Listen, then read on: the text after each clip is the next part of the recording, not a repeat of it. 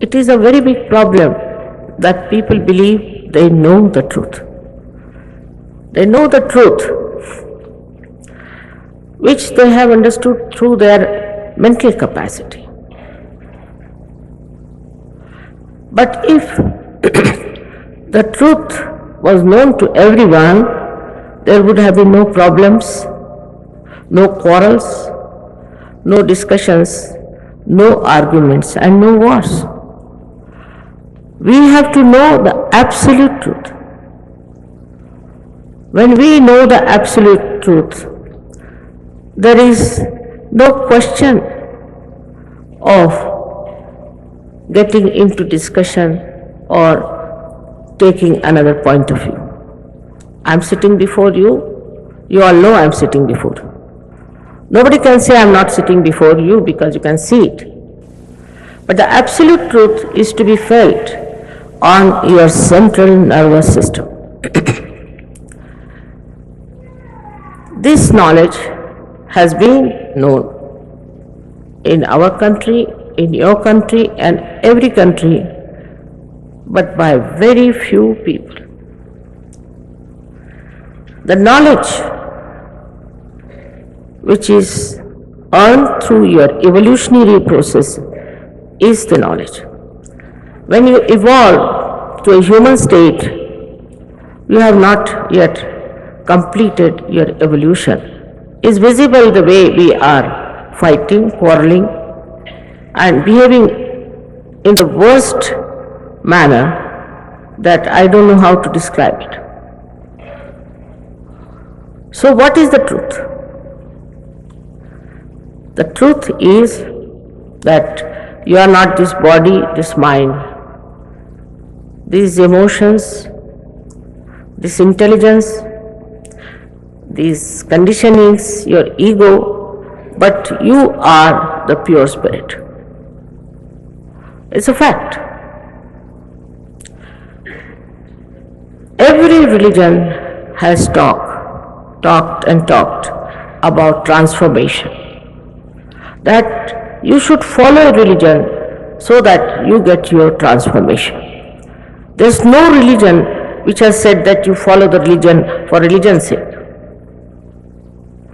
But we have deviated from that path, taking to transformation.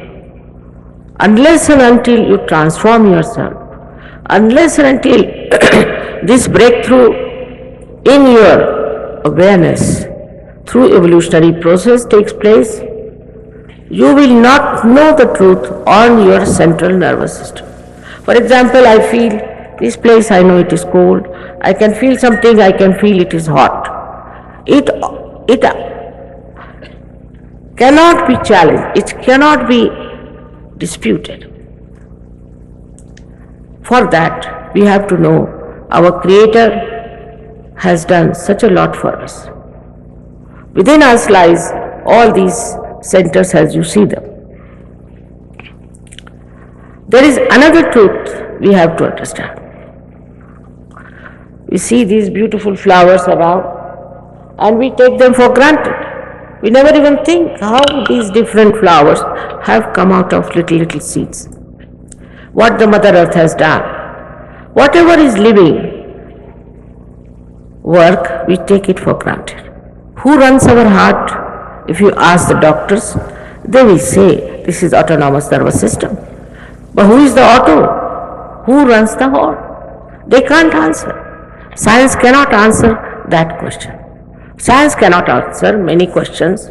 One of them is, why are you on this earth? Why am I on this earth? We have no identity. We have no purpose. This can be answered very easily. If you know the another truth is that there is an all-pervading power of divine love which does all these living works. This we have never felt before. It can be called as Paramachaitanya, it can be called as Ruh, it can be called as Rutambara Pragya. It is called by various names. They call it Nirakar. All kinds of words can be used to describe this all-pervading subtle power which does all the living work. Now, if this all-pervading power is doing all the work and we do not know about it, so we have to really feel it. And this can be easily felt through this Kundalini awakening. This power is your own. Kundalini is your own. And like a seed is having a little prelude, this also has that prelude type of existence. And as it rises out of the Mother Earth, in the same way, this prelude, the Kundalini, rises within you and passes through 6 centers, pierces through your fontanelle bone area and connects you to this all-pervading power. It's as simple as that. It is spontaneous. When we sow a seed in the Mother Earth, what do? Nothing, we sow it. Because the Mother Earth has got built-in power to germinate, and the seed has the built-in power to get germinated. So this is your own power within you. In the sacrum bone, surprisingly, Greeks knew that it was a sacred bone, so they called it sacrum. And it rises very smoothly without troubling you. All these books that describe that Kundalini awakening is a horrible experience, I have never seen that before. It is not so. She is your mother. That is the, what you call the feminine divine power. She is your individual mother. And she knows everything about you. She is like a tape that has taped everything that you have been doing, whatever you are aspiring. This is a gift we have, that we have to be connected to this all-pervading power.